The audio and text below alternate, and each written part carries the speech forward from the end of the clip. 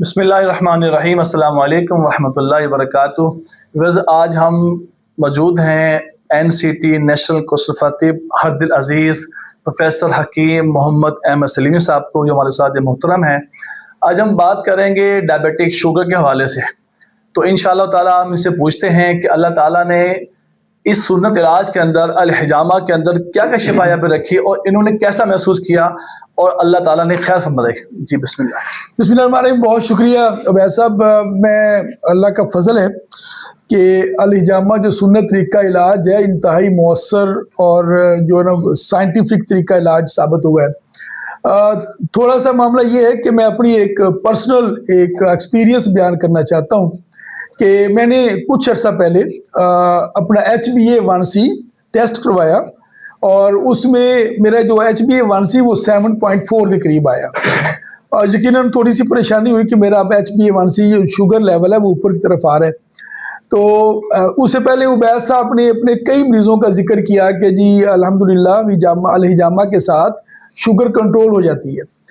میں نے یہ کیا، جیسے ہی میرا HbA1c 7.4 آیا تو میں نے اپنا جو کاربوہائیڈریٹ ہے، کاربوز انٹیک ہے، وہ کم کیا، اور ساتھ ہی میں نے عبید صاحب سے درخواست کی کہ میرا الحجامہ ابھی کر دیا جائے۔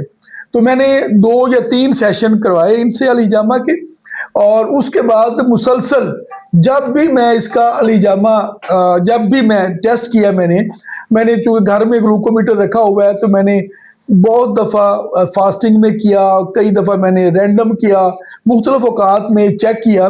الحمدللہ کسی ایک دفعہ بھی یہ نارمل رینج سے زیادہ شوگر میری نہیں آئی۔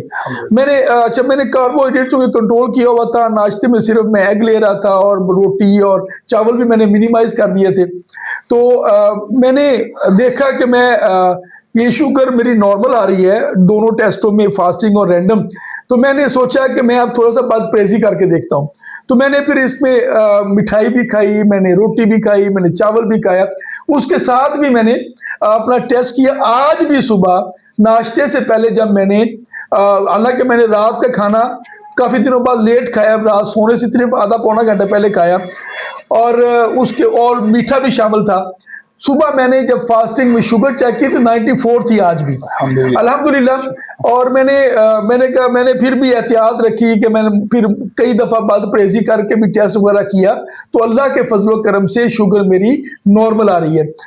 کہنے کا مقصد صرف یہ ہے کہ ہمارے ہاں ایک رجحان ہے، مختلف معالجین کے پاس جب مریض جاتے ہیں اور شوگر لیول اوپر ہو یا وہ بارڈر لائن ہو یا تھوڑا سا انکریز کر جائے، فوری طور پر ادویات پہ لگا دیتے ہیں۔ یہ رجحان ٹھیک نہیں ہے۔ کسی کا اگر ایسا شوگر لیول آئے اور اوپر کی طرف آئے، HbA1c نارمل رینج سے اوپر آ رہا ہو یا فاسٹنگ اور رینڈم اوپر آ رہا ہو، تو فوری طور پر ادویات میں جائے، تھوڑی سی لائف سٹائل موڈیفیکیشن کریں، اپنی خوراک میں جو کاربوہائیڈریٹ ہے، روٹی یا چاول، اس کو کم کریں، واک وغیرہ کریں اور الحجامہ سے استفادہ کریں۔ میں ذاتی طور پر اس سے استفادہ کر چکا ہوں، اللہ کے فضل سے میرا یہ شوگر لیول ہے وہ انتہائی نارمل آ رہا ہے۔ بلکہ میں نے بہت سارے لوگوں سے دیکھا جن کو پہلے کبھی HbA1c اوپر نہیں ہے، میرا ان کی نسبت بھی انتہائی نارمل شوگر لیول آ رہا ہے، اور میں بڑا کمفرٹیبل فیل کر رہا ہوں۔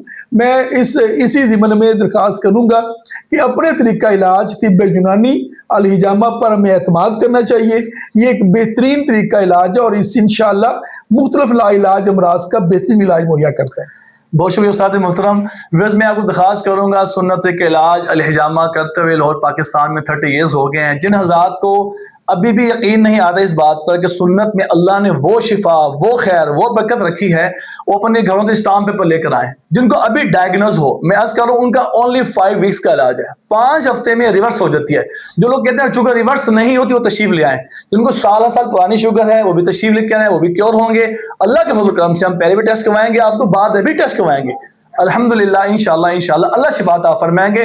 03214915 840۔ جزاکم اللہ خیر۔ السلام علیکم ورحمۃ اللہ وبرکاتہ۔